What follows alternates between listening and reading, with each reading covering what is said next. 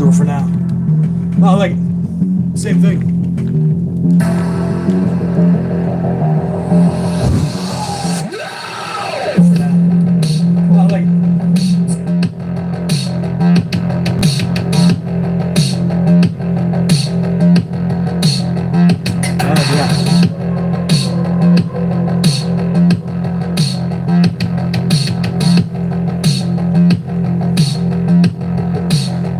Open side.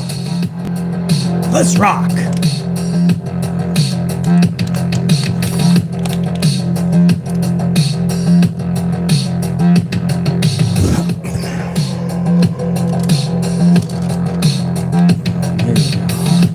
Square that shit up.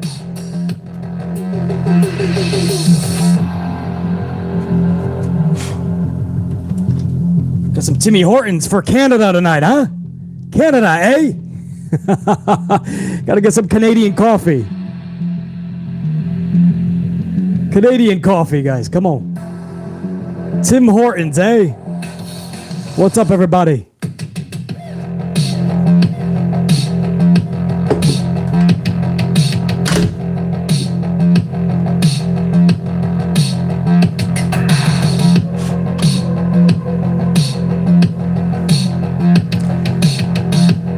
All right, all right, all right. Party at the Moon Tower.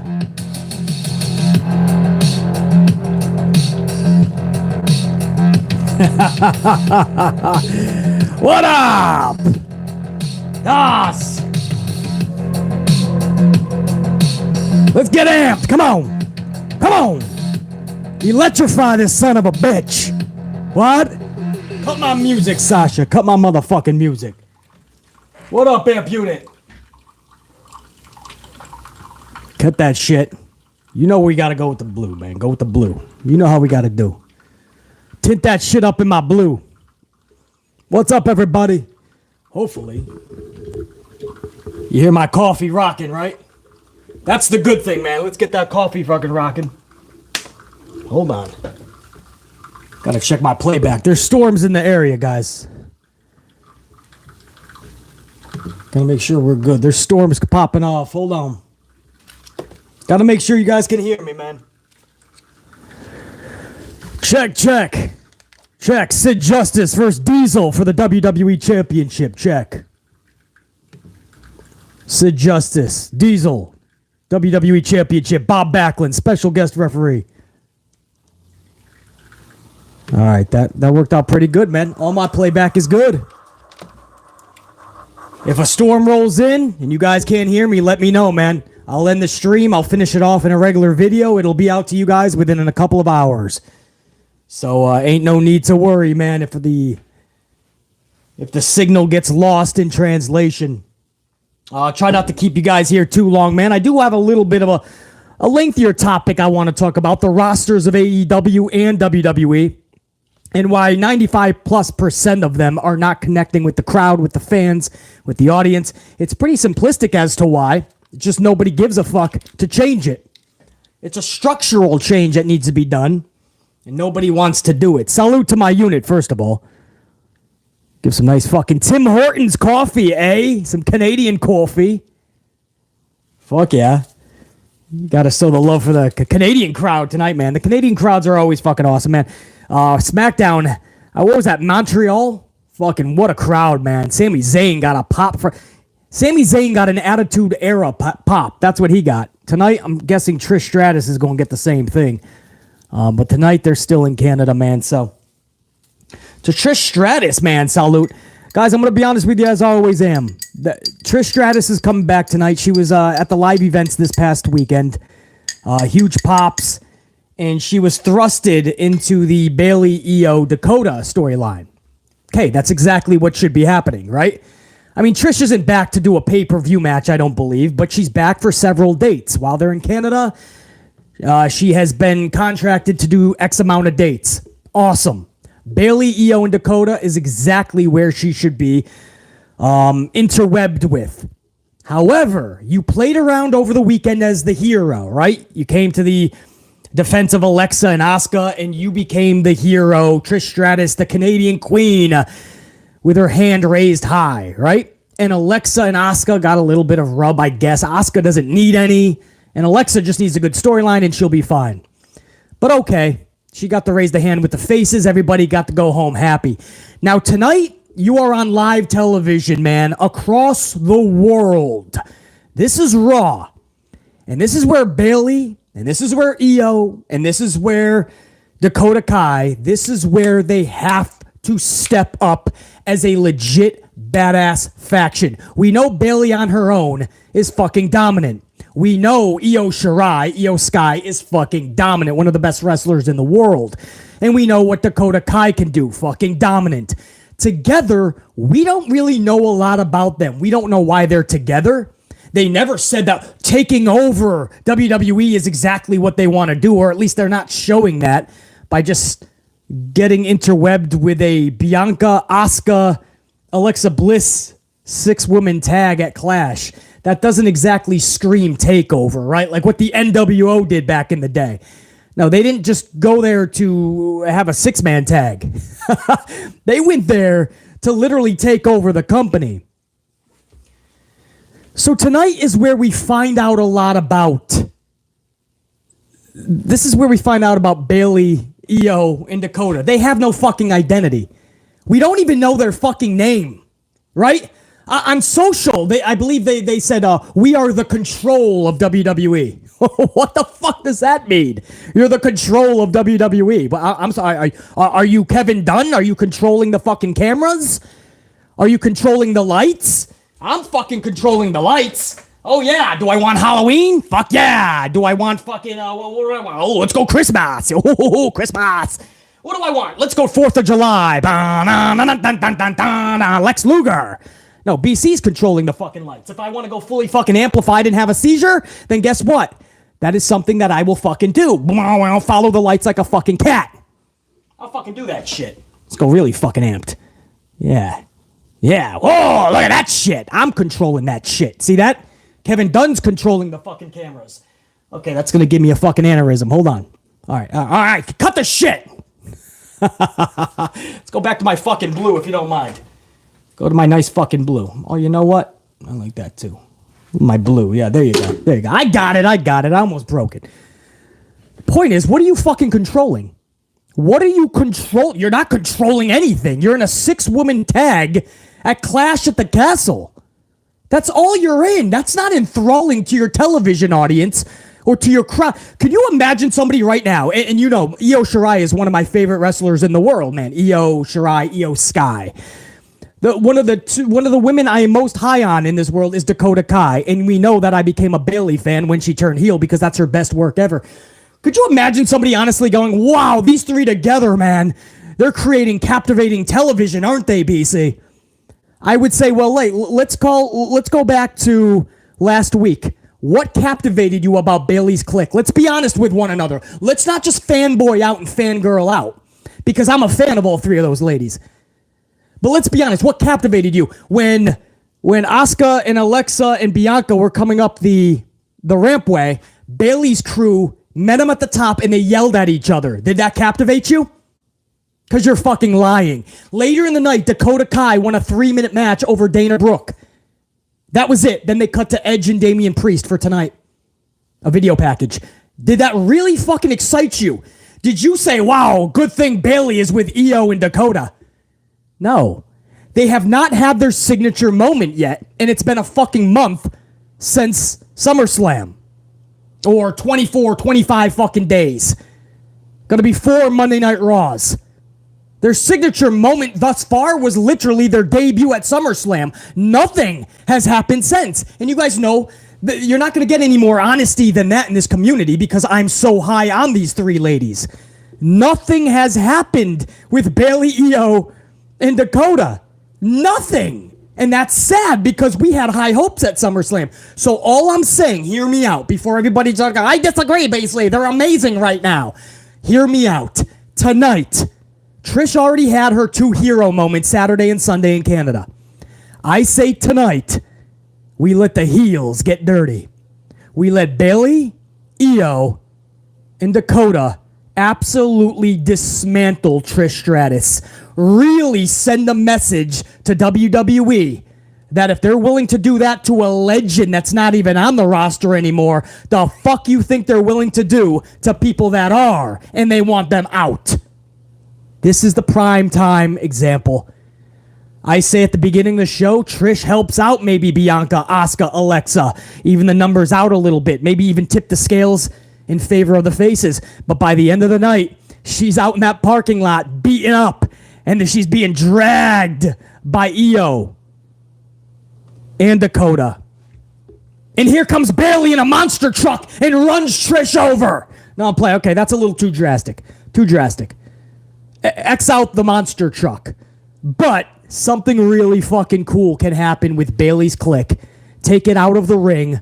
Trish is about to leave the arena. She had a good moment inside. Everybody gave her a nice round of applause. She's headed out. And Bayley's crew absolutely dismantles.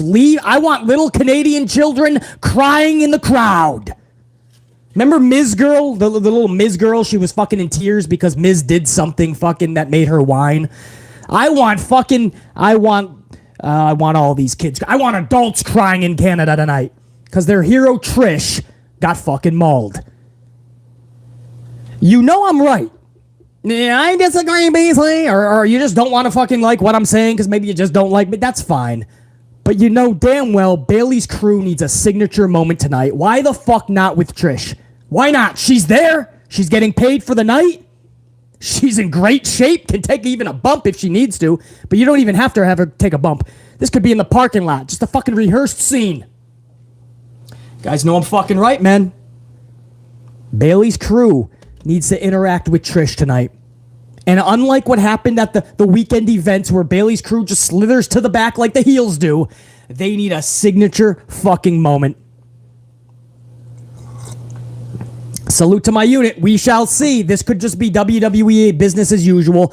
Whether it's a Vince McMahon or a Triple H, this could just be Trish says some words to Bayley's crew, and then like a little bit of like action in the ring, some throwing of the fists. And it ends with Trish getting a pop standing tall with Bianca, Asuka, and Alexa, right? And everybody goes, yeah, Trish! And then we just go to commercial. And that's how they use Trish.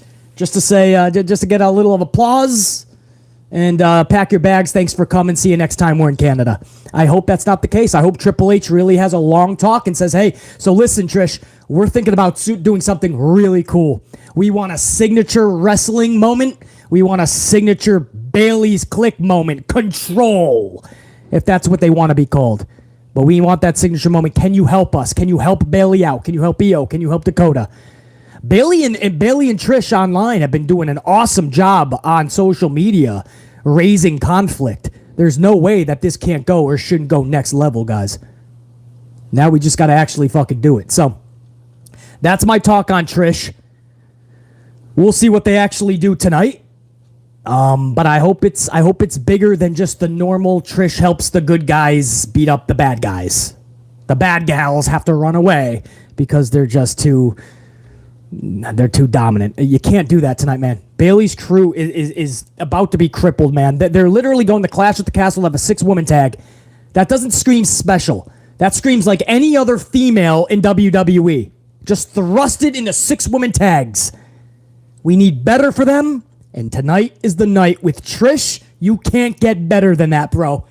If she's going to be gone for the next year, 2, 3 years anyway until they're back in Canada, then write her off TV. Have the heels do their dastardly deed. Salute. To any of you guys up in the fucking chat that understand my words and know that it's for the betterment of the business, thank you. It's not that I necessarily want to see Trish get the shit kicked out of her. I know it's best for business. Literally, Bayley's crew needs this moment. Because right now, they seem like three average female wrestlers in WWE. There's no other difference, man. Look at how they were booked last week. There's no difference. They show up on SmackDown, eat popcorn, and talk some shit to the tag participants, Natty Neidhart and Sonya Deville. Fucking A, man. GG and JC. Anyway, that's the deal. Speaking of the WWE females, man, Shotzi Blackheart once again deactivated her social media. This is the second time in just as many weeks, about a couple weeks. This time, I believe she alluded to Liv Morgan getting Ruby Riott fired from WWE. This sent a hailstorm, a firestorm backlash over to Shotzi. And like fucking an hour, 2 hours later, her social was deactivated. Now, before she deactivated, somebody was able to get a screenshot or something, and it was Shotzi saying, "Bye. I'll be back next time when I want to bully another one of your favorite superstars," something like that. So she did leave a message before she left, basically antagonizing fans, saying that when she comes back, it'll only be when she's ready to bully somebody else, kind of like what she did to Liv, supposedly. I don't know, man. This is why I encourage people to stay offline, like off social, because it's a fucking toddler. It's a toddler tantrum 24/7. And it's cringeworthy to see these adults, especially wrestlers that we look up to. We actually adore, we love them. We love what they do for us entertainment-wise. It's so sad to see them engulfed in this like middle school drama. It's so weird, to the point where they have to deactivate shit, and it's like, just stay off of it then, you know what I mean? Just stay off of it. Go get a better hobby. I mean, she's a pro wrestler. She's either training, traveling, or wrestling all the time. If you have extra time, fill it up some other way. It doesn't have to be social, man. But we wish Shotzi nothing but the best. This is her second time deactivating. This tells me she's not exactly happy. I don't know if it's just in WWE or just personally, but Shotzi seems like she has to get a lot of her affairs in order. And I hope she does. She is a beautiful... How old is Shotzi? Somebody have a Google at hand. How old is Shotzi? I think she's still pretty young, right? If I had to guess, I'd say 23, 24. I think she's 24. 30s, 20s. Okay, you guys are way the fuck off. I don't know, man. She's probably early. Is she 30? 20. Okay, you guys are so fucked up. 30, 20. Which is it? 30? Oh, I thought she was like younger, 24-ish. Okay, she's 30. Still fucking young, by the way. 30 years old is is very young. So my point is, she's beautiful. She's got the world at her fingertips. She's already a WWE superstar. I hope she weathers the storm so Triple H can give her tank back and she can be fucking full throttle again. But I love Shotzi.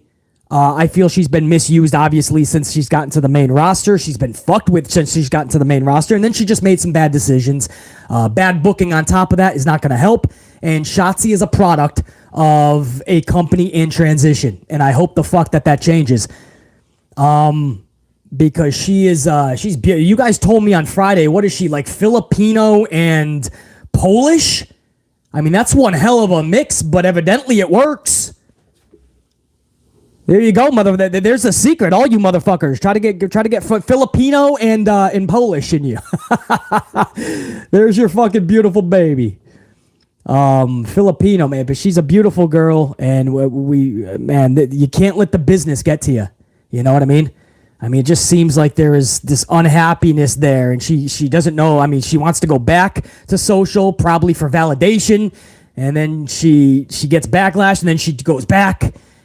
There's like this yin and yang, man, that these, I mean, she's 30, but especially with the younger kids, there's this yin and yang with social media. I'm telling you, you don't need it, man. Just check the fuck out.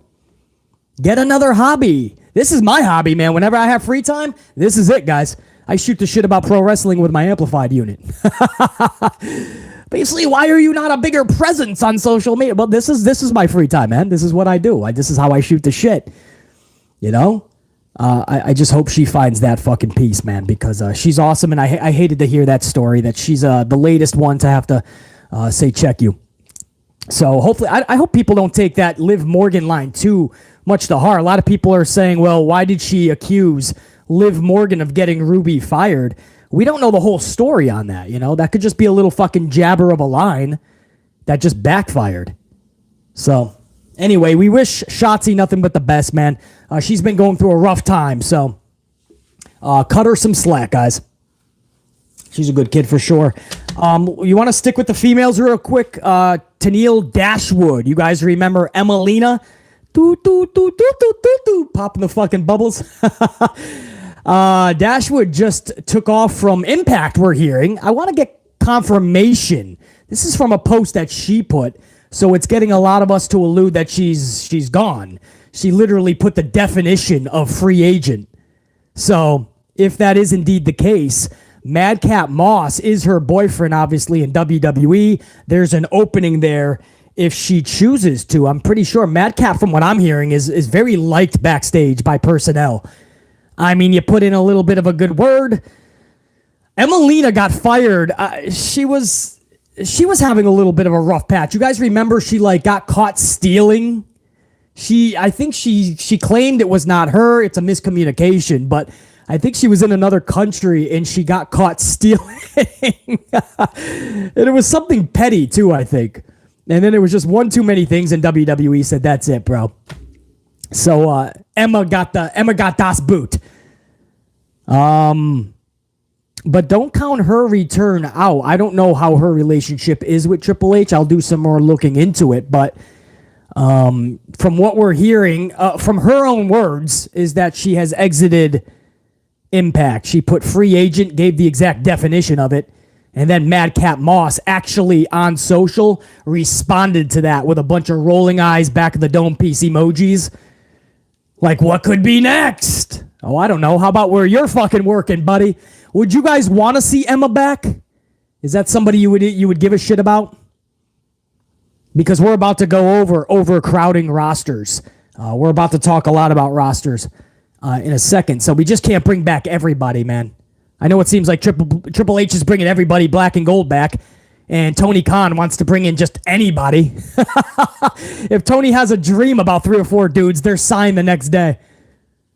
A lot of you guys are like, no, don't really give a shit. A couple of you guys are like, fuck yeah. All right, well, I'm just letting you guys know that's absolutely a possibility in the works. If Emelina is out of Impact, Madcap is very well liked. There are a couple. It could happen in the near future, man. Jeff Jarrett, he is in the news. Jeff Jarrett was the special live events vice president. I mean, he held a pretty vital fucking role. He was the guy for live events, man, and this is a key role for WWE, man. He's the eyes, he's the ears, he's everything when they're on that road. A few fucking months ago, it was told to us that he actually, he cemented that position. He's abruptly already gone, man. From what we're hearing is Jeff Jarrett is out at that position. This is one of those dudes that, while highly respected by so many in the industry, this is a dude that just does not stay fucking put. It's like ADD through the roof. I don't know who's got it more, him or Tony Khan, but Jeff Jarrett does not, he doesn't stay put, man. I mean, he creates TNA, and then he just gets his fucking feathers ruffled a little bit, and then he forms was it FGW or GFW, Global Force Wrestling? So he forms a different company, and that's a few months long, and then he leaves that, and then he forms something else. I forgot where. Doesn't even matter. Goes back to Impact, goes over to WWE. I mean, this guy is all over the place. He can't keep it straight.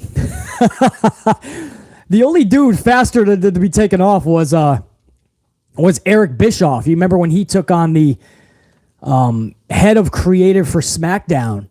And a few months later, I mean, this guy was already back. He was already traveling back to Colorado. He said, enough.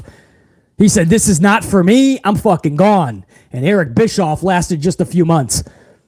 You know, this is like one of those situations where they put Jeff Jarrett in this big position. They made a big deal about it. And then he's gone. I mean, did he get a little taste of that spotlight again with Ric Flair's last match a few weeks ago? And he was in that main event with Ric Flair. And there was a lot of press and a lot of reviews on it. I mean, did he get that little fucking itch yet again and he didn't want to be a suit and tie guy yet? Did he want one more fucking run in the sun? It's possible, man. Because I find this odd fucking time, and we'll find out a lot more, obviously, going forward. But I do find that really fucking odd that he's just gone that quick. Now, who the fuck fills that position, bro? That's an important position. That's the fucking guy at live events. I don't know. I don't even. They're not pulling Shawn Michaels out of NXT.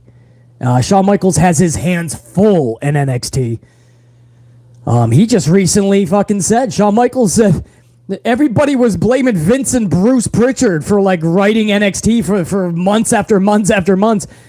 It was literally me. He's like, I have nothing to cover up. It was me. If you liked it, it was me. If you hated it, that was me. He said, I promise you, Vince, Bruce Pritchard, all of them had way too much other shit to do than worry about NXT creative. Shawn Michaels took the heat, and some people still didn't want to believe it, man. It's hilarious. Some people are still like, no, he's covering up for him, man. That's what he's doing. He's covering up for him. I'm like, why would Shawn Michaels, a man of the fucking Bible, a man of the cross, lie and say, I promise you? That was his word. I promise you. It was all me.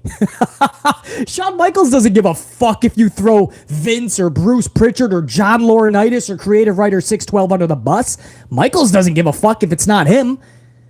But he's trying to tell you it was him writing everything. And it's just funny how everybody still wanted to blame Brucey Pritchard just because it's a fun thing to do. It's cloudy out. There might be a storm that affects my stream. Fucking Bruce. So I admire Shawn Michaels. He did not have to do that, man. He didn't have to do that at all, especially because Vince was out of the company by the time he did that interview. Brucey at that point had 36 other things to do. NXT was the last thing on Bruce's fucking mind and agenda at that point. But no, Shawn Michaels still went into that interview, and he was fully honest, man. He's like, I don't have to say this, but guys, it was me. All the shit you hated, that was me. If you liked it, that was me. If you loved what you were seeing, that wasn't Bruce, that was me, buddy.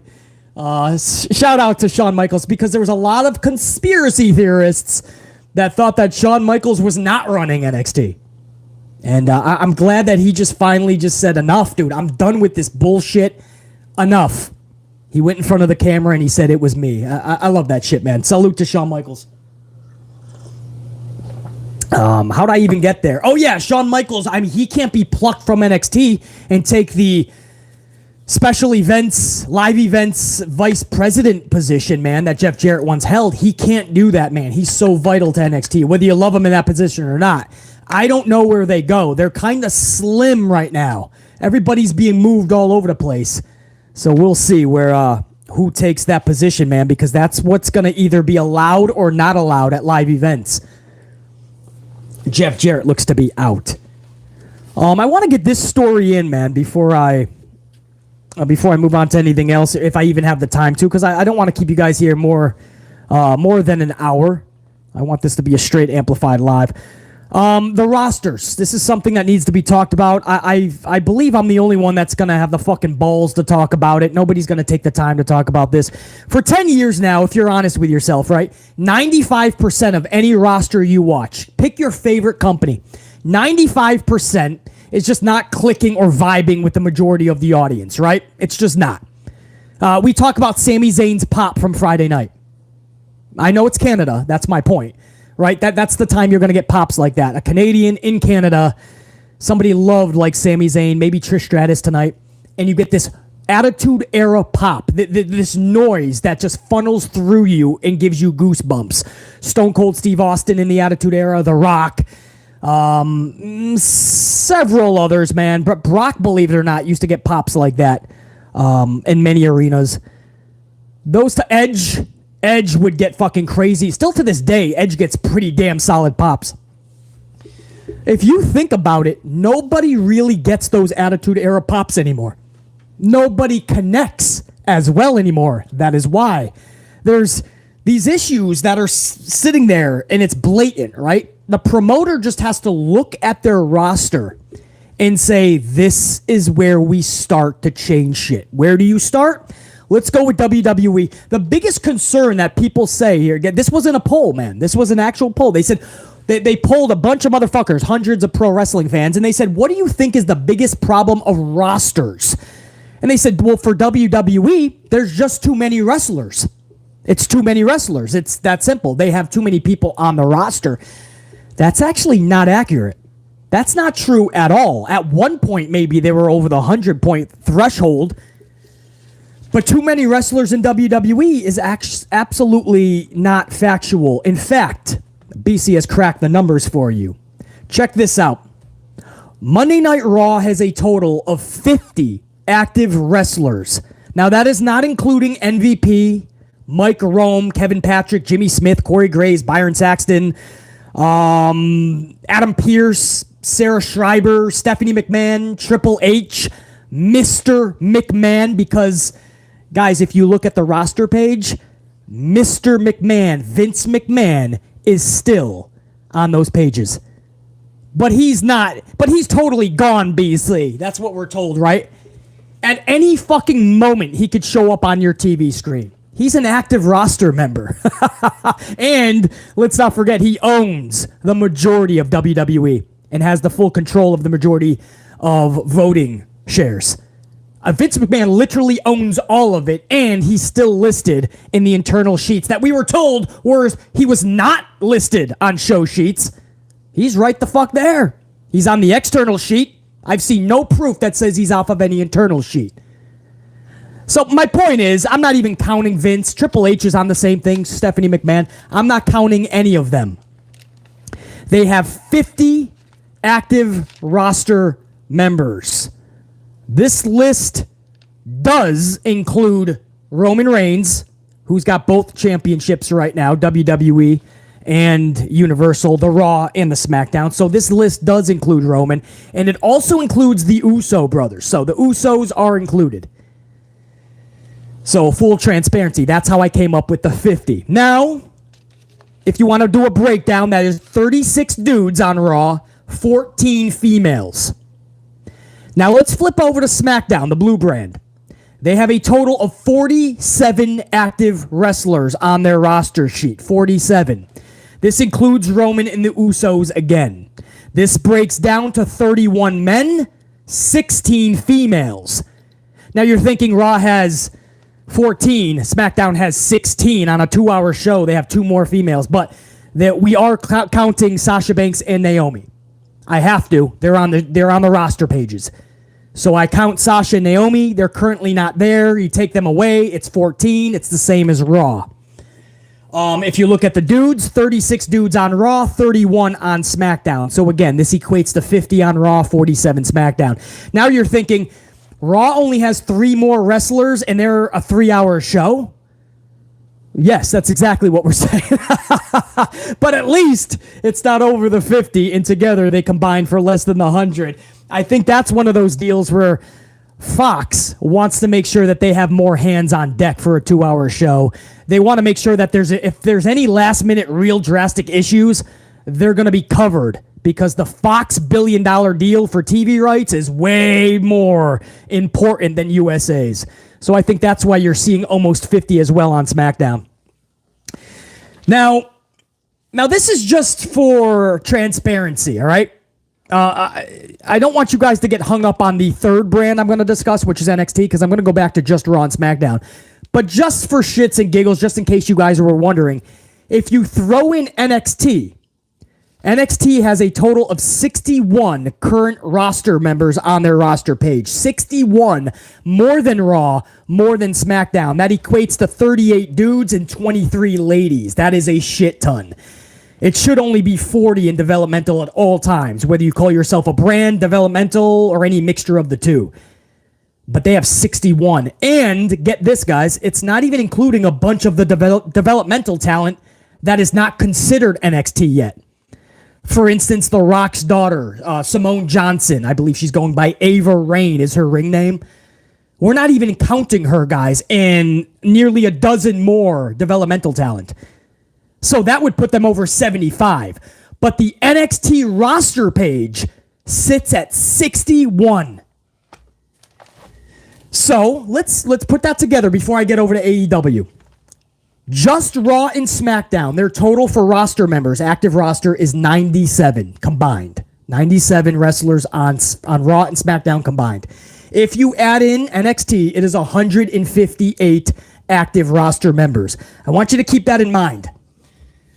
Raw and SmackDown, 97. 2 separate shows, 5 hours of primetime television. That's actually not that drastic, guys. So how is WWE's roster not connecting from the jump? Storylines are not being utilized for the wrestlers. You look at Monday Night Raw. Raw this past Monday used 24 talents out of their 50. 24. You look at SmackDown, just over 21 talents used out of 47. So when you do use them, you have to make sure there's a connection. There's a story that makes people go, fuck, they are worth watching, and B, I gotta check out what they do next week. Otherwise, they're gonna fall at the wayside. If you look at my thumbnail, guys, you're gonna see a photo of Doudrop and Nikki Ash just down on their luck, right? Just fucking heads together like, what the fuck else do we have to do? Now you, as a viewer, you might not give a fuck about a Doudrop or a Nikki Cross or a Nikki Ash or a Nikki Power Ranger. I don't know. I don't give a shit. My point is, if they're on the roster and you're not even giving them the time of day, then they will never, ever even have a chance to get over. Whether she's Nikki Cross in the leather jacket, ripped up jeans, and crazy and ballistic like we used to love, or she's a fucking wannabe superhero. It won't matter. She doesn't have fun, captivating storylines, and you can say that about fucking Mustafa Ali, Mansoor, LA Knight, Max Dupre. You could say it about Mansoor, Massey, Otis, Gable, Montez, Dawkins, Ezekiel, Elias, Emmanuel. It won't fucking matter if he brings in a twin brother, a younger brother, a third cousin twice removed.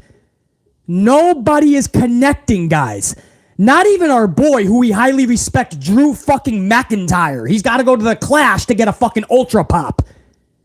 Drew McIntyre by now should be getting a fucking electric pop. Bob Lashley is an immaculate talent. Why the fuck does Bob Lashley, when his music hit, why does everyone not jump the fuck up and go, fuck yeah, man, Bobby Lashley's coming out. They're going to be a fun 10, 15, 20 minutes. We get to see Bobby Lashley live. Nobody gives a fuck. You get the little cheer. Yeah, Bobby. What's up, Bobby? Bobby. Selfie. Bobby, turn around. Come on, man. I'm not saying everyone's going to be a Stone Cold where the glass shatters and everybody literally jumps out of their seat, because that's what happened back in the day. Literally, I would be in the 3rd row, seat number 6. I jumped the fuck up when the glass shattered. I'd be in the 7th row in seat number 12. Somebody fucking winds up in my fucking lap. Somebody else's girl. The boyfriend's looking at me. What the fuck? She landed here, buddy. Blame Stone Cold. That's the pops that used to happen back in the day. Now, you see, WWE's problem isn't actually an overflux of talent for Raw and SmackDown. They only have 97 together. When you guys think that you have to have a female roster, that takes at least 15 to 20 if you have a good one. And a tag team roster, you at least have to have 12 participants. That's a tag team. I mean, right there, you're handicapping yourself to 30 some-odd superstars. That gives you only 20 to go for your single belts, your championships. 50 is not crazy, 50 and under. You know, once you go over that, like what NXT is doing with 61, a bit much, developmental or not. And that's not even counting all the developmental. No, they're not utilizing them correctly at all. Only 20 to 25 will see the light of the camera on every Monday or every Friday. 20 to 25, only half of those rosters will even see the light of the camera. And when they do, it's not to the best of their interest, which is not going to interest the fans. The WWE has to look at the 45 to 50 wrestlers they have on both rosters and say, this is it. This is what we have. Fuck everybody else right now. Shut the door. Whether it's a back door, a front door, a side door, a forbidden door. Shut it. Shut it. Nobody goes through the basement. Nobody goes through the window. Nobody goes through the... Shut it. Lock it up. Board it. This is who we have. And we have to get creative for every motherfucker. Or let them out of the contract and hope them the best in their future endeavors. Because you're just killing their careers anyway. That's WWE's main fucking problem. They don't fucking utilize them worth of shit. In AEW, no, now it's the exact fucking opposite, right? Now in AEW, they just have an overcrowding, an overpopulation issue. I told you Raw and SmackDown together, 5 hours of prime time television has 97 active roster members. Do you know that in AEW they have 127 total active wrestlers on their roster? 127. It's on their page, guys. I'm not making it up. You can come up with all the excuses you want. A lot of them are Japan, BC. They're not there every week. Some of them BC, they're injured. I don't give a fuck. They're on their active roster page, which is anybody can see it and get confused by it. Every week you see on their show, Tony Khan is utilizing fucking new people every week. Sometimes not even with a video package and literally new. And you're just confusing your audience. You're making them wonder, what the fuck am I watching? Who is this? Why should I care? Even if I like their flips and their dives, why should I give a fuck? 127 active roster members on Tony Khan's AEW roster sheet. What that breaks down to, guys, is 100 men and 27 females. Basically, if you add up Raw and SmackDown's females, if you take out Sasha and Naomi right now, they have 28 females. Raw and SmackDown together. AEW has 27. They equal Raw and SmackDown. The men, there is more men on the roster than Raw and SmackDown combined, which is 97. Or no, that's 97 no, that's totally wrong. If you combine Raw and SmackDown's men, that's only 67. 67 to 100. And AEW only has 2 hours of primetime television a week. 2 hours. Everything else is just to build a library. They have a Friday night show at 10 p.m. Eastern time. It's called Rampage. That's not primetime television. For any of you guys that don't know, primetime is 8 and 9 p.m. on any given night. So you have Friday night at 10 p.m. And then you have, I believe, Elevation still in Dark, which are like YouTube or mostly online shows. Dark matches put on the air. It's just to build a library, guys, in case you guys are wondering what those shows are for. It's not really to pull in that many ratings. Tony Khan does want Rampage to pull in good ratings, but that's just not happening.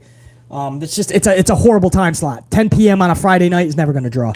But, and he's tried. He's taken some fucking swings, but it's not primetime television. Primetime, AEW only has one show, 8 to 10, Dynamite on Wednesday nights. Raw has 5. Raw and SmackDown, not including NXT. And they trump the active roster members by 30 participants. They have 30 more wrestlers. So then you go to say, well, TK is planning to split it in half for ROH BC. Bullshit. He's always been teetering 100 when he started the company. Way before ROH was a fucking a dream in his La La Land snooze fest. Tony Khan could lay his head down at bed at night and fucking think of ROH all he wants. When he started the promotion, that was not the case. And he always teetered 100. And we always said, dude, you're hiring too many people. Slow it down. Relax. And he just got more and more and more. But I don't know how you guys think business works. He's not just going to split the roster in half when ROH gets a TV deal. And 65 stay on AEW and 65 go to ROH. That's not how it's done, A. And B, they shouldn't be having 65 wrestlers. ROH is not going to have more than a 2-hour show. What the fuck are you giving them 65 wrestlers for? It's bullshit. ROH is not an excuse, and I loved ROH for the years that they were in existence, and I hope it's done correctly when it comes back into existence. It's not going to be what it once was. It'll be a shell of what it once was, but hopefully still badass with a lot of that flavor. And what I mean by that is you're not just going to split the roster anyway. A lot of the ROH roster, you're going to see about 10 to 15 people that are not even in AEW right now. They're going to be a part of ROH. Trust me, watch. So if you want to add that, then it would be approximately 140 to 150 active roster members in AEW. That's freaking nuts, bro. That's what you have to think about. You have taken your roster and you have imploded it to the point of no return. The only way you salvage this is if you somehow cut 25 to 30 of your wrestlers and try to get this under 100. There's no reason that a company that is in its, third or fourth year tops in existence should have nearly 130 roster members on their sheet. Every week, a new fucking wrestler is being intertwined when you have guys like Orange Cassidy that cannot maintain momentum. There's weeks where Orange Cassidy looks like he's about to get a huge push. He's had some big pay-per-view matches maybe, and then he's gone. Just gone. It's a cycle, basically. He's being cycled through. Don't worry, he'll be back. It's like a fucking Ferris wheel, basically. Right now, he's at the bottom, but he's coming back. I see him. There he is. He's waving his orange juice. Like it's one big fucking illuminating Ferris wheel. And you were waiting for him like he's another spoke on the wheel. But bro, Jungle Boy, what are you doing with him? Where's the momentum? He's a tag champion in non-existence the whole time he's got the fucking title. You start something with Christian, and all of a sudden it falls by the wayside a week or two ago, and then you try to fucking rekindle it for All Out, one of the only matches that we believe we're going to have at All Out. Nobody knows what anybody is doing. You got Bryan Danielson losing to Daniel Garcia one week, and then the next week they just 50-50 book it. Bryan Danielson gets his victory back, and we all say, wow, there's a future for Dan Garcia. And we get that through 50-50 booking. Hangman Page is a world champion for months. The last visual you got of him is in catering. You see the thumbnail. That's what was tweeted out this week. Hangman Page is lost in a pit of misery, being called out by CM Punk, possibly even shoot style. Nobody knows if it's a work or not. Nobody gives a fuck. If you're AEW, I'm just happy people are talking about it, right? That's how I am if I'm Tony Khan.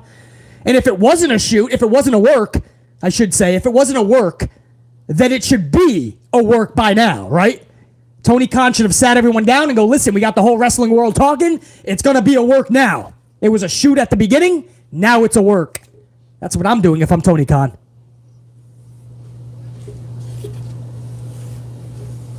Hangman Page is in fucking catering, eating his fucking cut up hot dogs and his cheese macaroni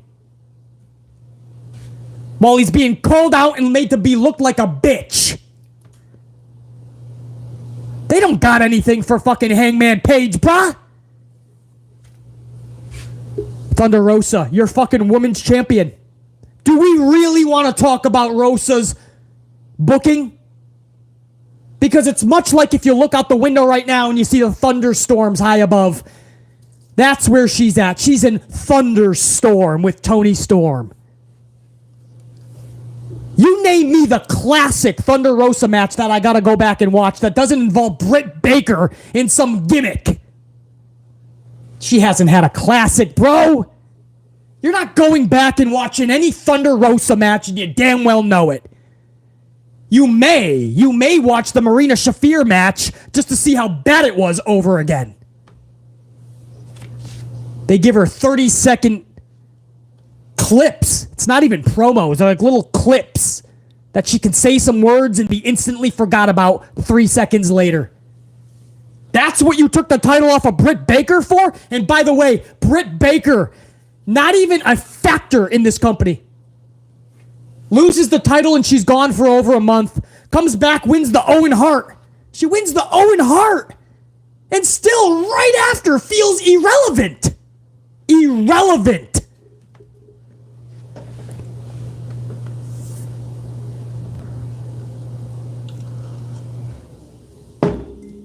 You can disagree all you want, right? If you're a diehard fan, I mean, all these wrestlers, they do it for you. I love it, man. I love it. That's bullshit.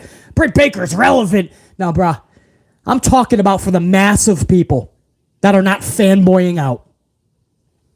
They're not connecting, man. And they should be. They absolutely should be. I always bring up a big boss man in the 80s, right? Never was the main event guy, man. He was never in these championship matches. He was never around Hulk Hogan or The Warrior. the Macho Mans. He was never around those fucking titles, but right? But the Big Boss Man, this is for my old timers out there that watch the 80s into the 90s. The Big Boss Man always had a relevant story. Always had a relevant story going on. Nothing to do with a championship, just a story. He's fucking battling Canadian Mounties, law versus law. He's battling former ex-cons that he put away in prison. He always had cool shit going on, man. He was Bobby the Brain Heenan's Law and Order when he needed it. Undertaker. Right, you can go spectrum to spectrum. I'm bringing up another guy who never needed a title. He could just be in one story to another, which helped build up the mystique of The Undertaker over decades. But before he was a mystical fucking phenomenon, The Undertaker was being built up. How? He always had a storyline. Very rarely when Undertaker was first coming up was he around the title. A little bit at first. You guys remember Survivor Series Tuesday night in Texas, flipping the belts with Hulk Hogan. Okay. But after that, it was just storyline to storyline to storyline to storyline to storyline to storyline to storyline. And you could run down. I'm just giving you guys a couple of names from different eras. That's what you do, guys. You focus in on your roster and you make sure that they're relevant all the time. None of this, you had your 2 months in the sun. Now jump on the Ferris wheel, take your fucking round, and come back in a couple of months. We're going to give other people opportunities. It's not about that. Everyone can have an opportunity. I understand there's only so much television time. Keep them in relevant situations or don't have them on the roster. You can't possibly use them for 2 months and then sit them at catering for 3. You can't do it.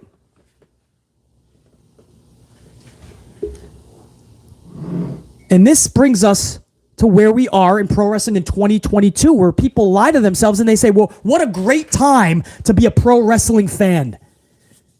If you're talking about talent, absolutely. If you're talking about bangers, absolutely. Best time ever to be a wrestling fan, talent-wise, skill-wise. And it's the worst fucking time if you want to actually feel anything from these shows. It is the worst time to be a pro wrestling fan if you want loud pops that give you goosebumps. It's the worst time to have wrestlers make you feel something like MJF said a while back. And why MJF is so fucking needed today. I wish it wasn't. It could be this Wednesday in some fucking schmozzery ending for CM Punk and Mox. I would not bring him back 11 days before All Out.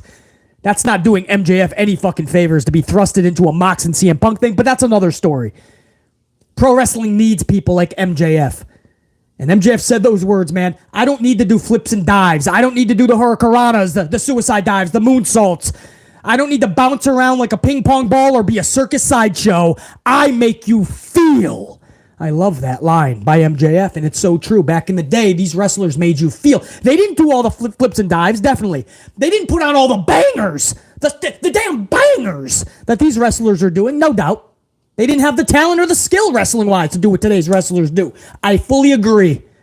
But they made you feel something, bro. They made you feel. They were larger than life. Their characters.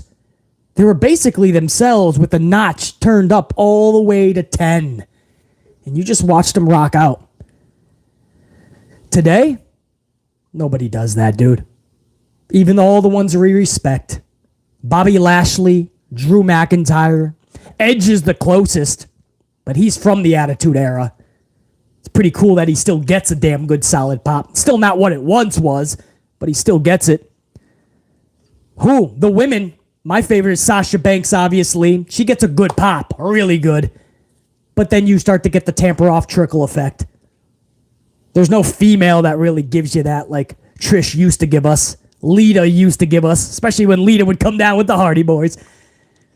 You don't get that anymore, bro.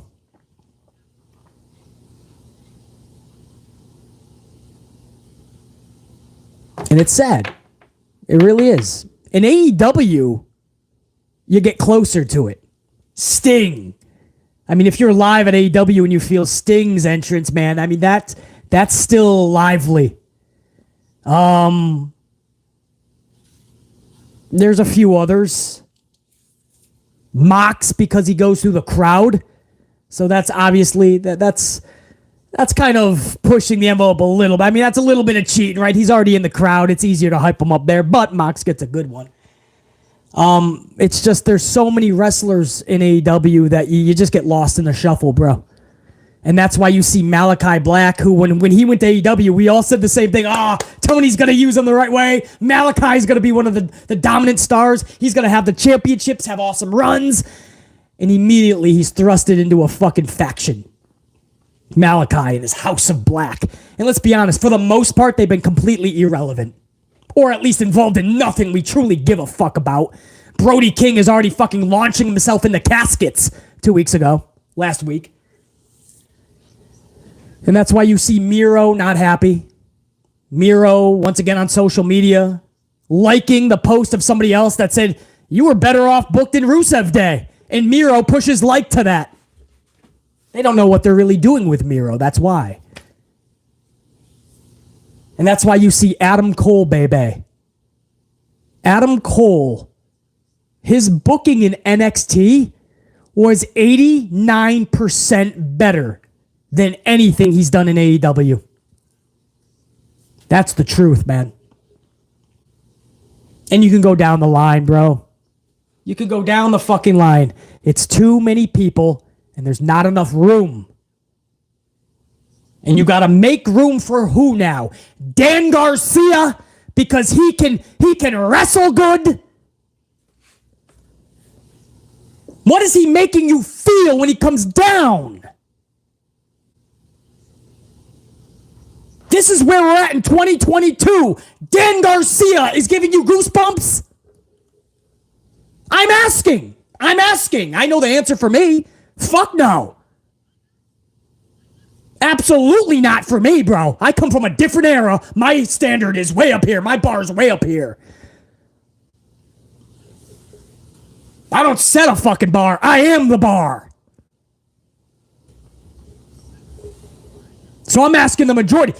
Dan Garcia, what is going to electrify you? You're going to see one banger after another?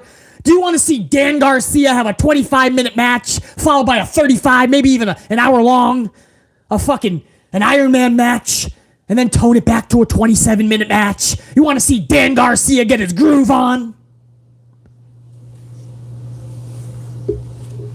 Because shit, everybody can wrestle these days, bro. You could go down to the local bingo hall. Even Billy Buttfuck McGee, Danny Dipshit Dugenheimer, my local pizza delivery guy Luigi Lugnuts, even Paulie Walnuts. Shithead Stevenson, and he's new. They're fucking becoming phenomenal. They can give you banger after banger. You know what they all have in common? I don't give a fuck about any of them when they come through that fucking curtain.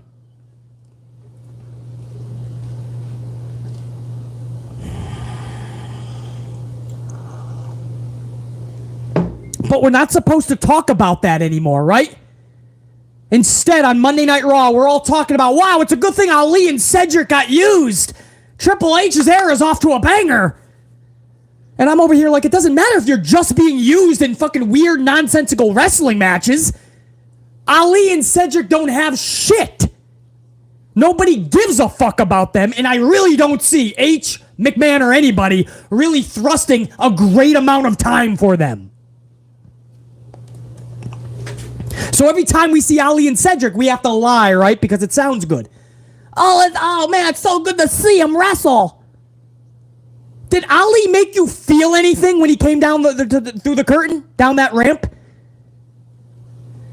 Did you really need to see another 450 splash to have an out-of-body experience?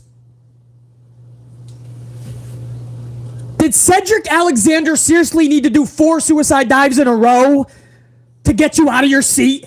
How many times you gotta see these type of shits? How many bangers can you possibly watch before you finally say, pro wrestling's on life support, I'm not getting a feeling from any of these fuckers? If that's what gets your rocks off and your nuts off, you can save yourself the wrestling ticket money. Go to the gymnastics, which is half off, and you can watch flips and dives all you fucking want.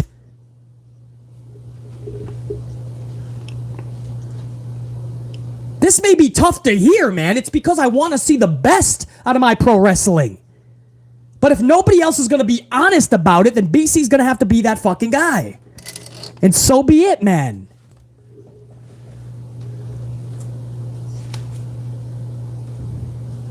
Cedric and Ali got time. Okay, what were they involved in? Tommaso and Miz tag match? Is that really what we're fucking praising today in 2022? Over in AEW, Dan Garcia beats Bryan Danielson. This is a guy who lasted in Iron Man matches already in AEW. On TV, by the way, because Tony Khan just gives it all away on TV. Pay-per-views mean nothing anymore anyway. It's all about the ratings. But oops, I was told by hundreds of fans that ratings don't matter anymore, Beasley. Oh, they do. That's why you're seeing matches like this, to try to pop ratings. The promoters know how important they are to advertisers. So Bryan Danielson has all these mega matches, and then he just loses to Dan Garcia. And I'm supposed to say what everybody else is saying. This made Dan Garcia. You guys don't understand that or complaining. Dan Garcia is now made. What does that mean? He now becomes a spoke on the wheel, and every 2 months he's going to have a fucking storyline? Dan Garcia is going to be our fucking superstar. Yes, that's exactly what somebody like BC was waiting for. I said to myself for 10 years, I said, Beasley, man, wrestling sucks. There's no larger-than-life characters anymore. There's no storylines that intrigue me. And then Tony Khan came along and said, don't worry, BC, hold my beer. Here's Dan Garcia. Nah. No, Tony. That's not what I meant. That's not what I meant at all.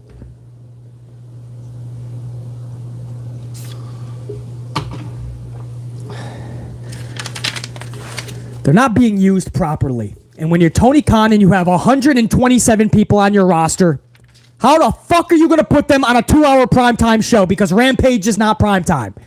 Nobody gives a fuck about Rampage. So we are dealing with 2 hours.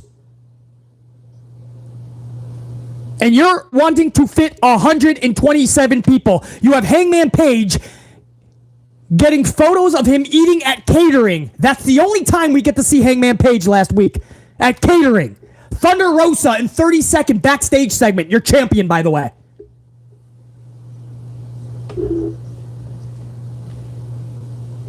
And you can go down the list. Go down the list. Yes. It needs to be talked about. Tony Khan has too many fucking people. Until he gets his roster cut off, until he stops worrying about forbidden doors and just worries about shutting his own door and making AEW relevant to where it should be, 1, 2, 1, 3, 1, 4 in the ratings bare minimum, until that happens.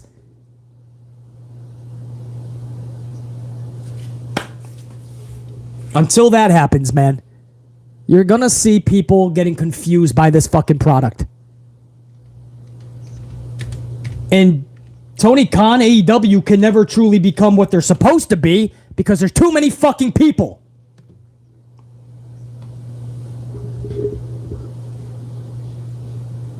And in WWE, they don't give a fuck about stories. So they have their roster a little bit more under control. They still don't know what they're fucking doing with them. Ali! Mustafa Ali, come here. Cedric, come here.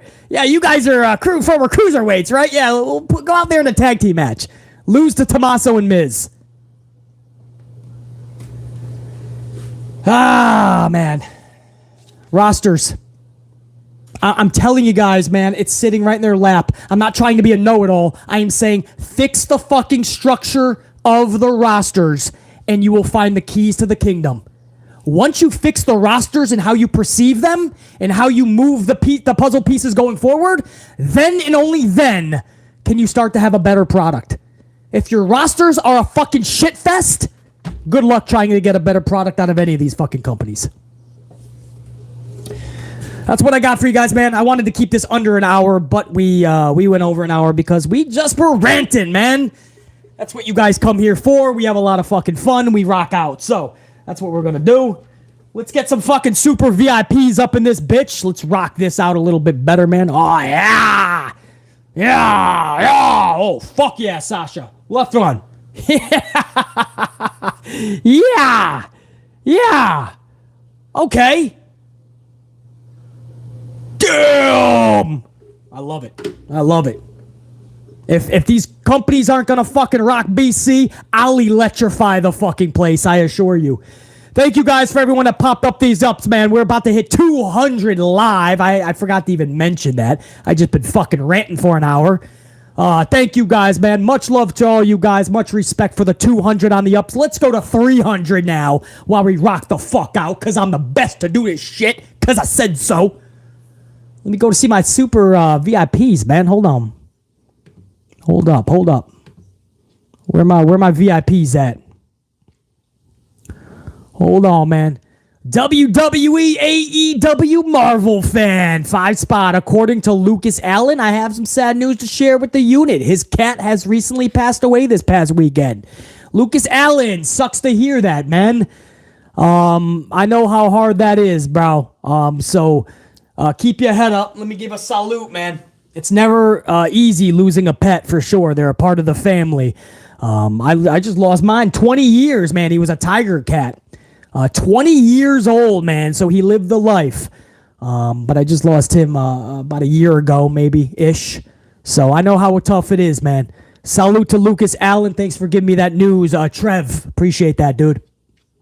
Thoughts and prayers over to you, man. Never easy to lose a pet, man, for sure. Ron C, 23, 199. What up, Ron C, 23? BC, salute to you. Hope Raw is good tonight.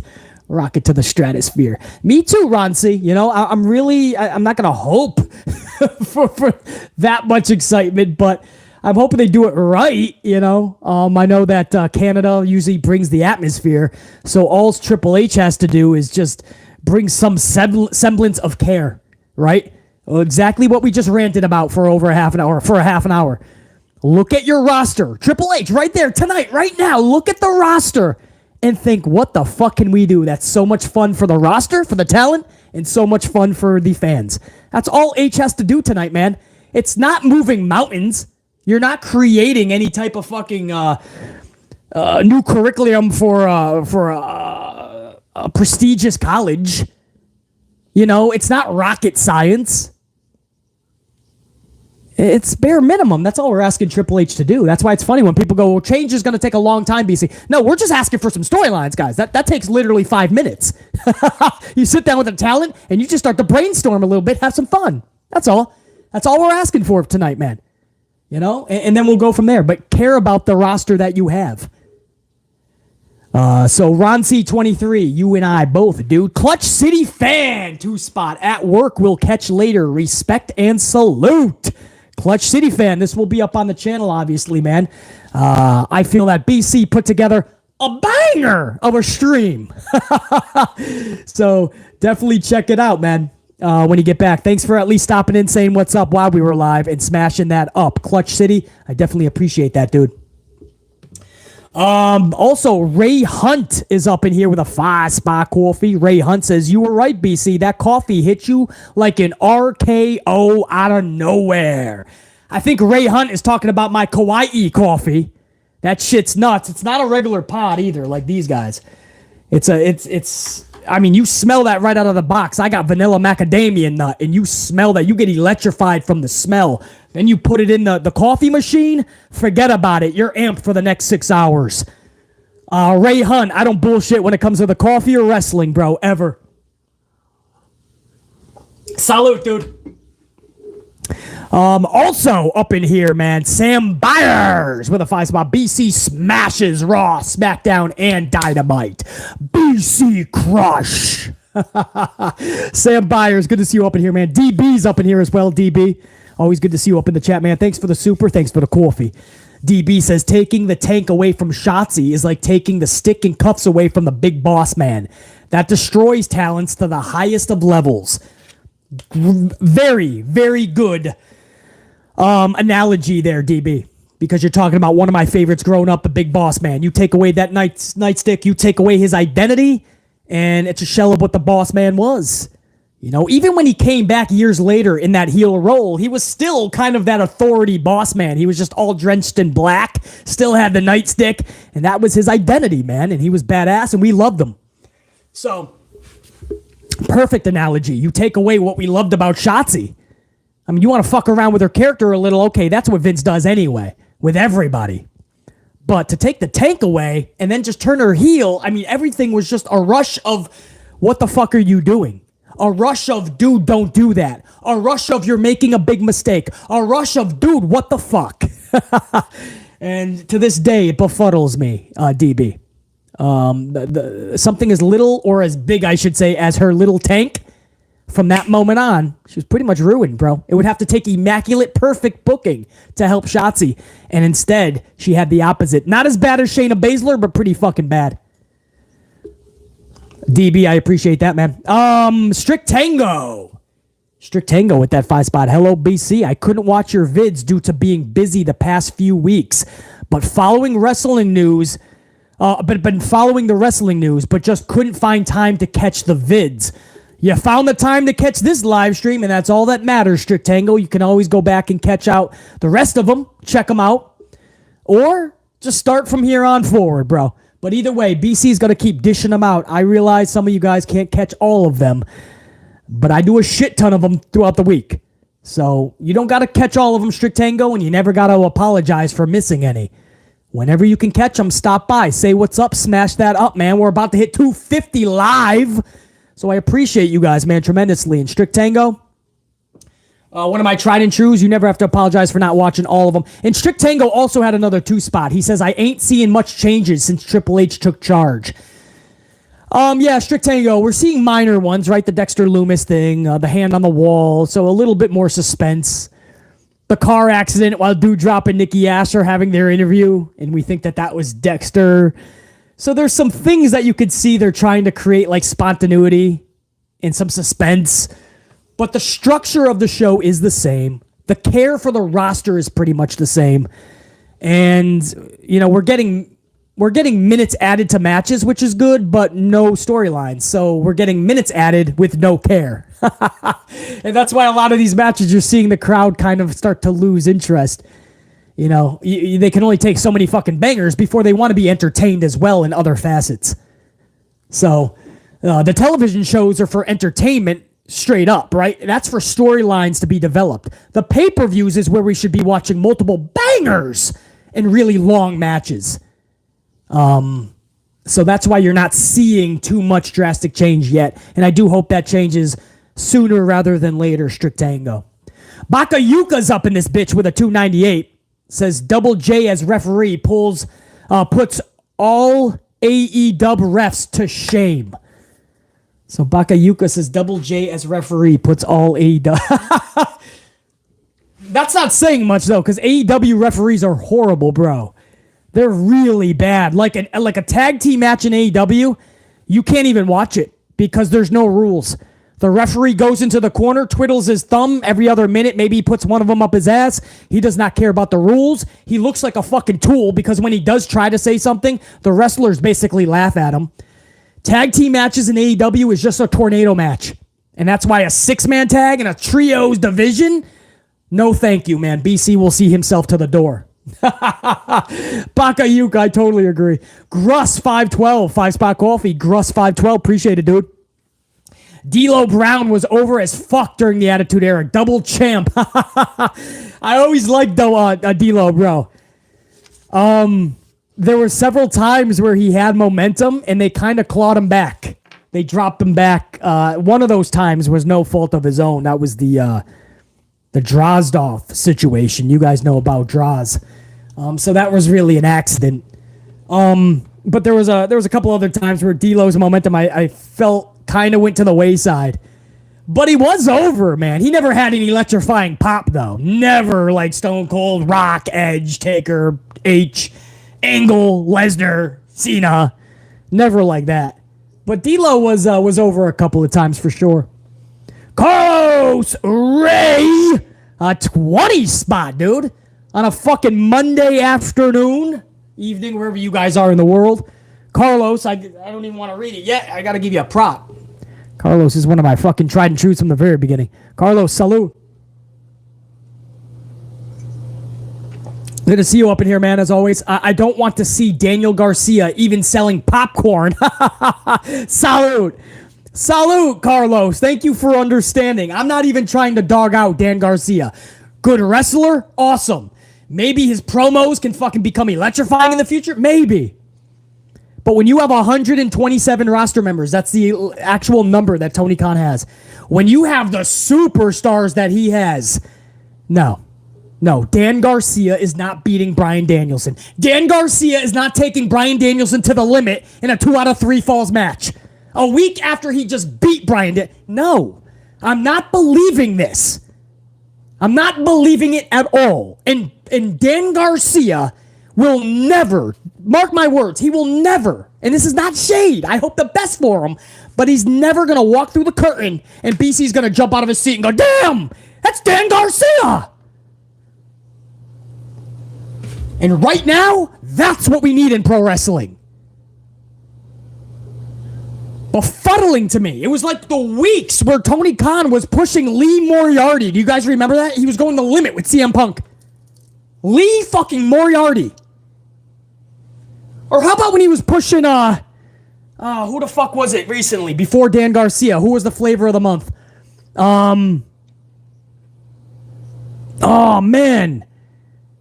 Not Wheeler, Utah. I'm proud of what Wheeler, Utah has done, by the way.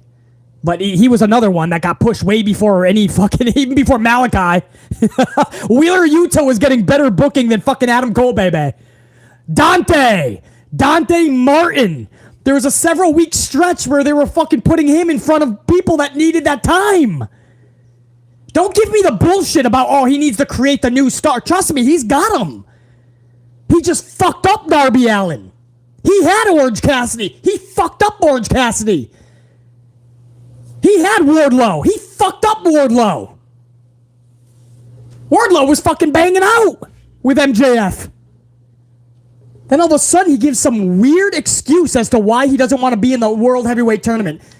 I don't want to be the fake champion. I'm going to go for the mid-card championship. I'm going to go for the TNT title. What the fuck? It made no sense. You're going to be the first person to take on CM Punk when he gets back.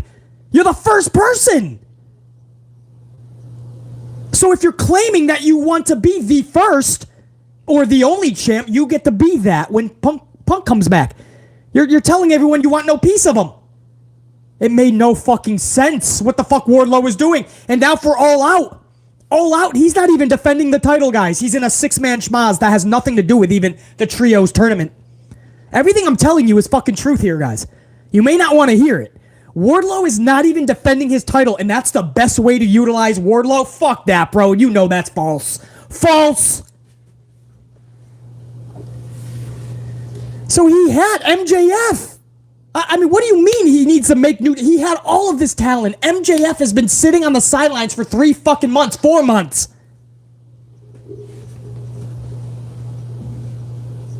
Come on, man. You're gonna sell me on a fucking promotion with Dante Martin and Daniel Garcia as your fucking head honchos? You're gonna send a lot of people to the door. Carlos, completely fucking agree, bro. 1,000,000,000%. Jungle Boy. There were 7 times Jungle Boy looked like he was going through the stratosphere. I know he's not the biggest dude, but there were 7 times I thought, okay, now his Jungle Boy. I mean, this is obvious, right? Jungle Boy's in a couple of good storylines, and Tony Khan will just ruin it. It's like he doesn't know consistency. Tony Khan has no consistency. In AEW, something is really hot and then really cold. Really hot, really cold. No consistency. The one thing I can say about him is at least he gets hot. In WWE, it seems like nothing ever gets hot. It can't even get cold because it never gets hot. Oh, I'm on a fucking roll. This is with Canadian coffee. Tim Hortons. About to hit 250 on the ups. I appreciate that, guys. Let's rock that out so we can hit toward 300. Carlos, much love and respect, dude, as always. And I also gotta give that love over to Osio Weidman, who caught the stream live. Osia with that $9.99. BC, I'm an amp unit. An amp unit shout out. Here's some coffee. Enjoy. Osia, I always enjoy the coffee. You know that. You don't even got to throw BC another coffee. I love seeing you up in the chat. It's always good having you up in here, man. People that know what BC is saying. They can handle that type of truth. Osia, Carlos, Strict Tango, Bakayuka, Sam Byers, DB, Ray Hunt, Clutch City fan, Ron C. WWE AEW Marvel fan, Trev Raines. All my VIPs, man. That's what I fucking love more than anything, man. The coffee, that's a bonus. I appreciate it. You want to tip the creator? BC's here for it, man, and I appreciate it, and it gets you highlighted so I can actually converse with you. But Osia, up here, smashing that up, as always, one of my tried and trues. This is for you. Salute. Osia Weidman never misses a stream. WWE AEW Marvel fan with a 10 spot, Trev Raines. I think we should stay for another hour or two for the Raw live reaction. I got things to do there, brother. WWE AEW Marvel fan, Trev Raines, man. I got things to do. In fact, a little bit of sad news here. I don't even think I can be live tonight, guys, for hour number 1 of Raw. I don't think that's going to happen tonight. So, this is going to be the only time that we get to be live, and I don't know about tomorrow. I usually do the review for Raw taped, recorded early on a Tuesday morning. So I'm not sure if we're going to be able to go live tomorrow, so this might be it until later in the week. If it is, salute. But one way or the other, you guys will get a full Monday Night Raw review tomorrow. I know, guys. I know. I can't be live tonight. I got things to do. That's why I gave you guys a nice live stream today. Thankfully, the thunderstorms held off, and the connection was basically better than for worse. Before I take off, Strict Tango with a 2 spot. Strict says, do you think Emma and Knox would come back to WWE? Emma has a good chance. Like I said, Madcap Moss, it looks like she just left Impact Wrestling.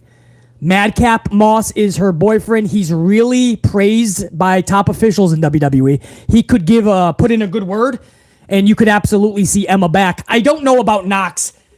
Actually, I should say, without Triple H in the equation, Knox was definitely a no. With Triple H, you could see Knox back, man. You know? I always thought that Knox was just done dirty. I know she was injury prone. She got fucked up big time, back-to-back injuries. But I felt that her time was robbed from her way too prematurely. So, my answer, I guess, Strict Tango, short answer, yes. There was absolutely a chance you see Emma and Knox. If you mean, I hope you don't mean Mox, by the way. Right? Make sure I'm talking. Strict Tango, who exactly do you mean? When you say Knox, you're talking about who I'm talking about, right? Not Mox. I hope we're talking about Tegan Knox. Yeah, Strict, I got you, brother. Yeah, Tegan Knox. So yes, my answer is yes, we absolutely could see Emma and Tegan Knox at some point. And for Tegan Knox, that would be... wow, that would be a breath of fresh air for her, man. That would be 360 of all the turmoil and travesty that she went through. Her huge injuries and then being released to come back and have another chance, man. That's fucking awesome. Bakayuka 298. Corey had mentioned that Raw Corey had mentioned that Raw hot hours is second and third hour. Oh, their hottest hours is second and third? Completely false. They tamper off. So hour 1 is going to be your hottest hour. Hour 2 will tamper off, and hour 3 is the filler hour, unfortunately. That's how Vince always looked at it anyway. So Bakayuka, I don't know in what text he means by that, but I can confirm that hour 1 is your hot hour. That's when you have everybody with the remote in their hand, and they need you to tell them why they should put that remote down. What is the reasoning to put that remote control down? Why should I give a fuck about the next 3 hours of my life being held on this couch watching this program?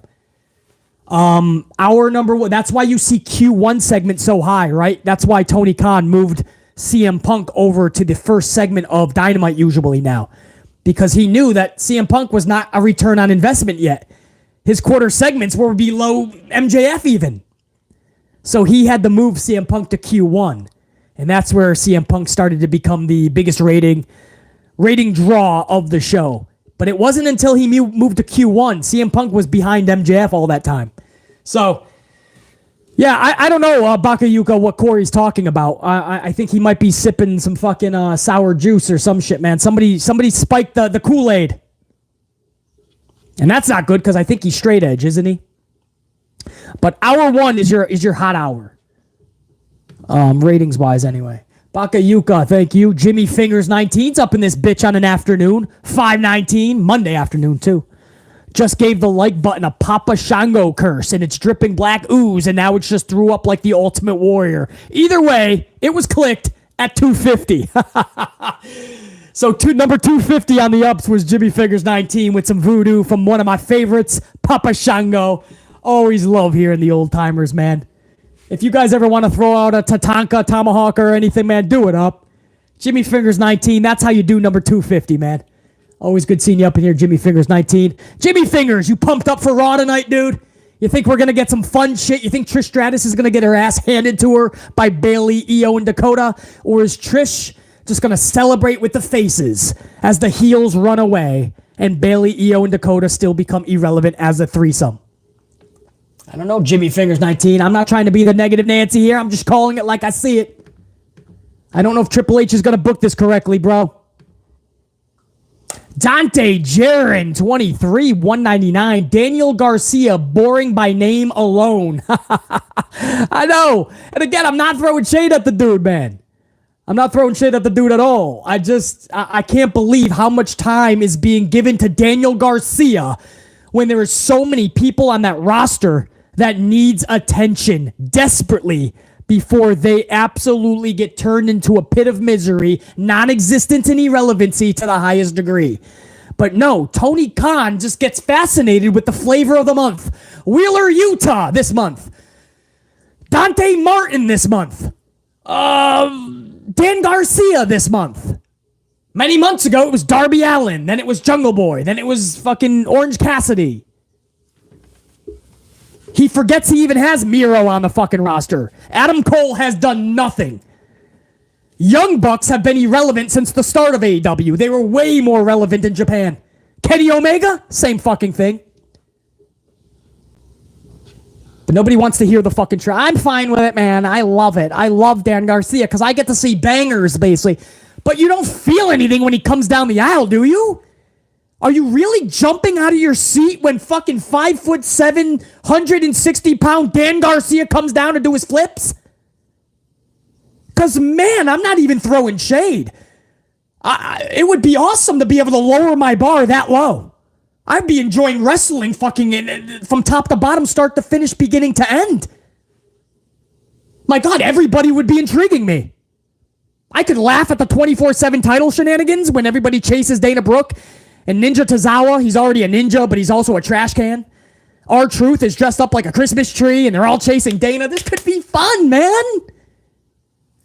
Flip the channel, Dan Garcia's in a 40-minute banger with Dante Martin.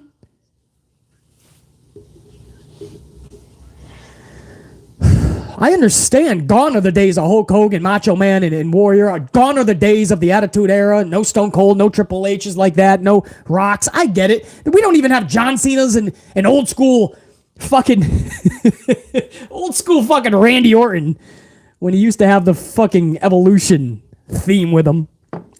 You know, that's when I thought Randy Orton was going to go to the stratosphere. He fucked his own booking up. But gone are those days, I get it. But who the fuck do we have that when they go through the curtain, we're electrified? Who the fuck do we have? There's nobody. Oh, not true, BC. We have Daniel Garcia. Bryan Danielson could not be any more irrelevant in AEW. But he had banger after banger. Doesn't matter, man. You're not remembering any of this shit. Fucking guy is playing around, losing all the fucking time. He's always going half an hour. The guy can just not beat anybody anymore, it seems. Eddie Brash, 279. BC, I put the like button in the DX bus and exploded. Eddie Bush said he smashed the like button. He put that son of a bitch in the DX limo and exploded that shit. Old school Vince McMahon DX. You guys remember that shit? Oh, bro. That's great. Eddie Brash, my bad. Eddie Brash, man. I think you may have taken the cake there, man. Jimmy Fingers, I love Papa Shango. But dude just blew up the limo, bro. That like over precedence, man. Eddie Brash, appreciate that. Moto up in this bitch with that 35. ABC, Moto here. Great show. Quick question. Do you think Punk might be turning heel with his recent actions? Moto, first of all, good to see you up in here, man. Salute. Number 2, he's got no choice. Whether this is a shoot or it's a work, CM Punk has turned a lot of people the wrong way. So now he has to turn the other way. He's got to be heel now, man.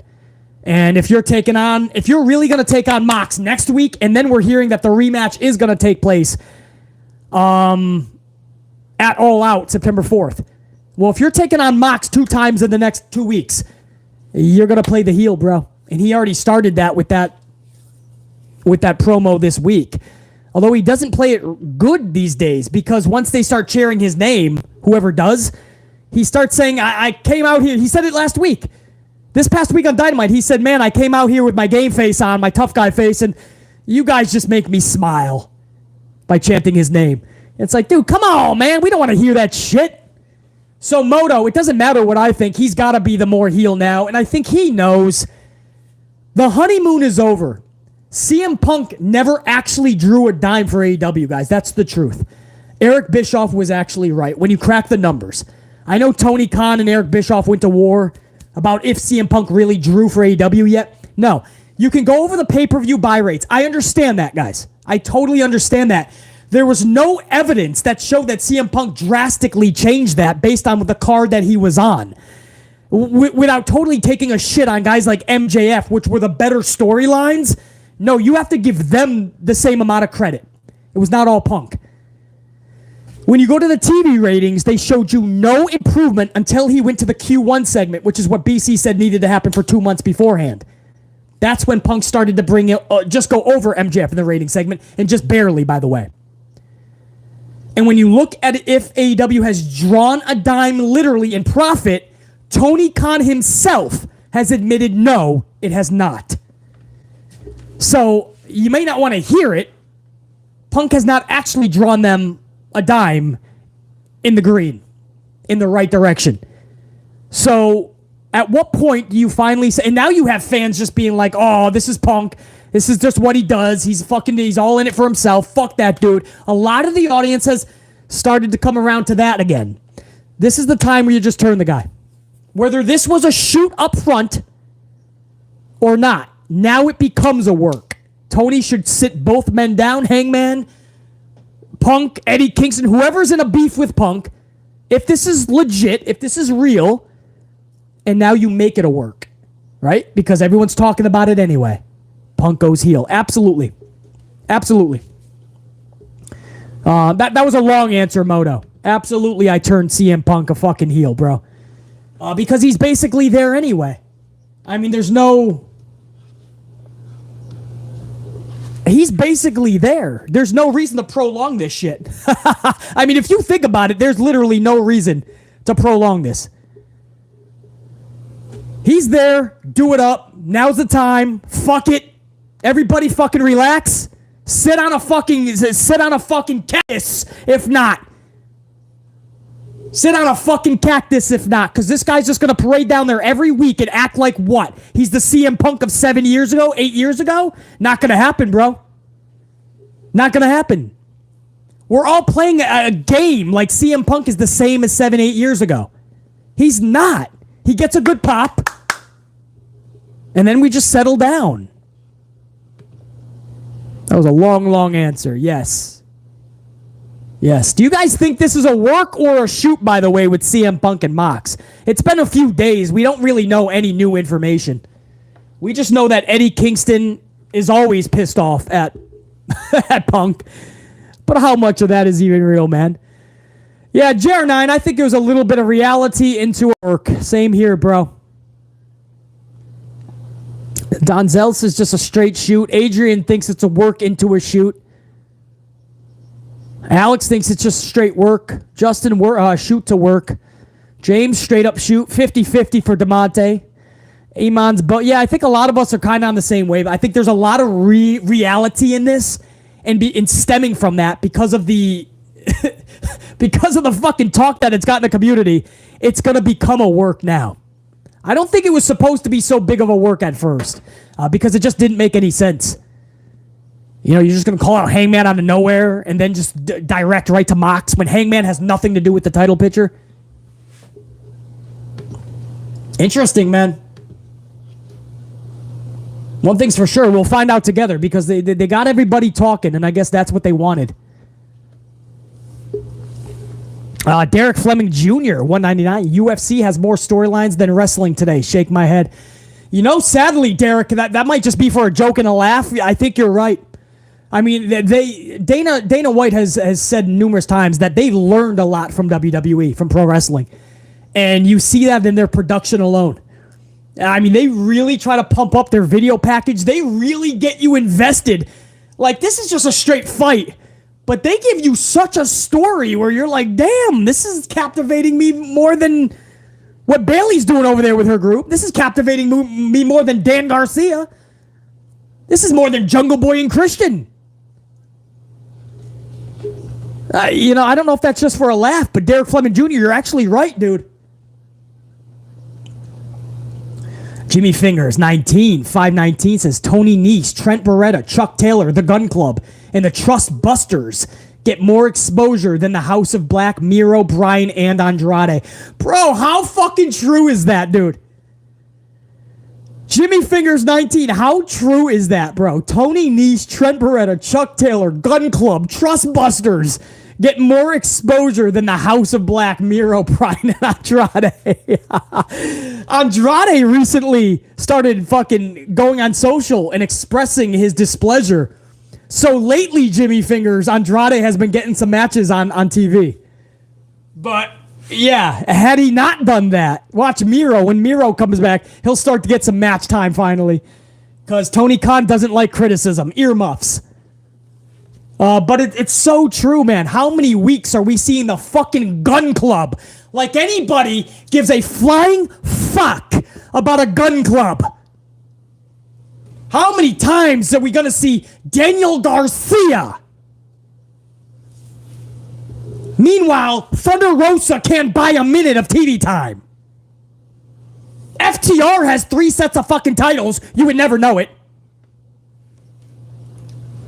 FTR is on social media bashing Tony Khan and AEW, laughing at them.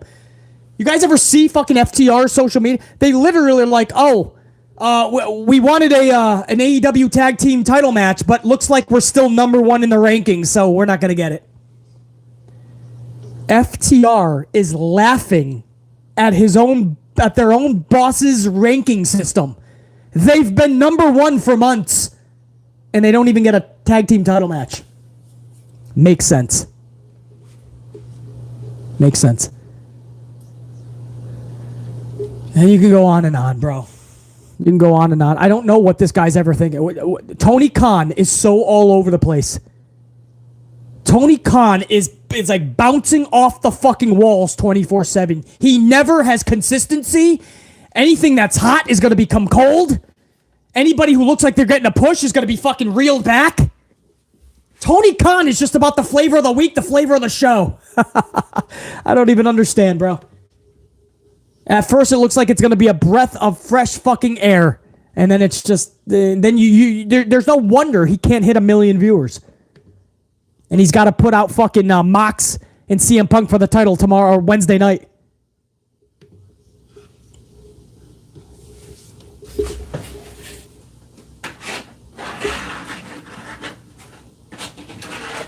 Fuck over here. Breaking shit. Jimmy Fingers 19. Salute, brother. I think I got every... Man, I wanted to keep this an hour. We're going toward 2 hours. Fucking A. I was amped up on the Canadian coffee. It was already my 7th of the day so far. Or 8th, right, Sash? Sash, I think that was fucking 8. Yeah, 8. 9? Sasha's holding up 9, bro. So this is my 9th fucking coffee already today. Damn! Fuck, maybe I gotta slow it down a little. Bullshit, I ain't slowing shit down, bro. You know damn well we gonna take off to the local fucking Dunkin', man. We're gonna have some more for sure. Thank you guys, man. I mean that. Kick-ass fucking stream. My audio's been fucking good, too. I'm glad, because we had storms in the area, guys. Too. Yeah, hold on. I'm glad, because we had storms in the area, guys. Yeah. Put up, yep. No, keep it. I love it. Just not that loud. All right, that was a loud playback. My bad, guys. That was BC pressing shit when I shouldn't be. Check you guys, man. I truly mean that, man. This has been an awesome... I really wanted to keep this an hour. But once you get me talking pro wrestling, amped up on coffee, that's never a sure bet. So I appreciate all my VIPs. Do you guys... Salute. On a Monday afternoon, I've been gone all weekend, man, to see that type of support, that type of love, that type of tipping the content creator. Bro, that's what makes the amp unit fucking better than any other conjuring of fans in this community. You guys are the absolute fucking best. And because of that, BC is going to be back with you tomorrow for the Raw review. Whether it's live or recorded, you are going to get a review. It doesn't look like I'm going to be able to be live later, guys. I usually do a first hour of Raw live. Doesn't look like I'm going to be able to do that. But so that's what makes me even more happy that a lot of you guys, man, hundreds of you guys got to catch me live. Once we're done being live, we're up on the channel. Thousands are going to be able to catch this on the algorithm because you guys smashed those ups to nearly 300. We're on our way to 300 because of you guys, man. The algorithm's going to kick in, and everybody's going to know BC was live. So I appreciate it, man. From Pile Driver Finisher to Jack Brewer to Iron Riaz to Eddie Brash to Lemon Cake to Mikkel to Sir Charles, Adrienne Black, JR9 Gaming, Carlos Ray, Connie Carroll, James Miller, James Shrimp Fajitas, from fucking Donzel, WWE AEW Marvel fan, Trev Reigns, King Wrestling. I know I got Sir Charles. Strict Tango, DB, Sam Byers, Jimmy Fingers 19. Fuck, bro. I'll be here another hour if I try to get everybody. But Carl, Robert, WWE AEW Marvel fan with that 5 spot. I did a Bray Wyatt sister Abigail in a Fiend Mandible Claw to the like. Fuck yeah, brother. Trev, that's how you do it, man. All of BC's faves as well, dude. 275. We're headed toward that 300. Thank you, Trev, man. That's a badass combo. WWE AEW Marvel fan. Dante Jaron 23 with that 199 last minute. What if Punk, Page, MJF all is a big work? Well, I'm not seeing how this concludes in the right way, though, Dante Jaron 23. It absolutely could be a work. I'm not seeing how this is... It sounds to me like they're working themselves if that's the case. So now they have to make it a work somehow. There's no other way. Otherwise, this just looks like your company is in turmoil. So either way, it has to be a work, Dante Jaron 23. Whether it originally was or it's going to be, it has to be. Now you just have to pull it off correctly. I don't know how they do that with MJF and Hangman Page. I really don't. It looks like they're in a world of a mess. And this is what Tony Khan put themselves into, bro. He has nobody to blame but himself. So even if this is a work, how is this working anybody? It's getting us talking? Is that the work? MJF cannot come back 11 nights before All Out. He's been gone for 3 months to come back into this weird situation. Hangman Page is going to be thrusted into a triple threat because Punk was not really cleared for one-on-one, then why did you bring Punk back? Either way, this is going to end up looking like a sloppy shop. So, that's how I see it, bro. Dante Jarren, 23. Much love and respect, brother. Derek Fleming Jr. right at the last minute with a 199. Give the like button a Bronco Buster. You gonna ride that shit. Derek Fleming Jr. is fucking that shit up with the Bronco Buster, bro. Guys, wow, I got like 3% battery. 2% now. We just ended this at the right time, dude. Ant-Man, and I'm fucking out. Sasha, you got to do BC a favor, and you know what it is. Amp Unit, can you tell Sasha to do a little something for BC? Can you guys tell Sasha to do a little something for BC, man? Because we got to end the stream, man. I got no choice. Much love to all you guys. We'll do this again in the future, man. You guys ain't going to tell her to do... Yeah, Sir Charles. Hit BC's motherfucking... Yo, you know it. James Miller, you know it. Pile Driver. Carlos will check you. Justin... Smurfy, DeMonte, Moto, Joseph, Adrian. Oh, come on, you guys know. Sasha, you see what's happening right now. Sasha, hit my motherfucking music.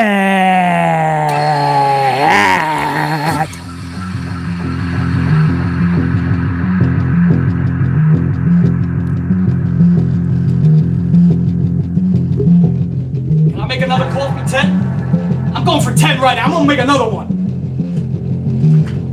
Folgers! Let's put a Folgers up! No! Folgers! Come on, one more! One more, Sasha! Come on, Unit! Come on!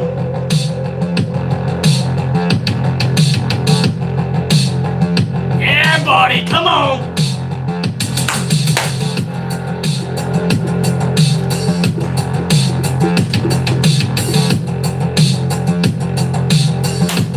Love you guys, man. Much love, respect. Peace and I'm out. Check you. Thank you. Hit it. Come on.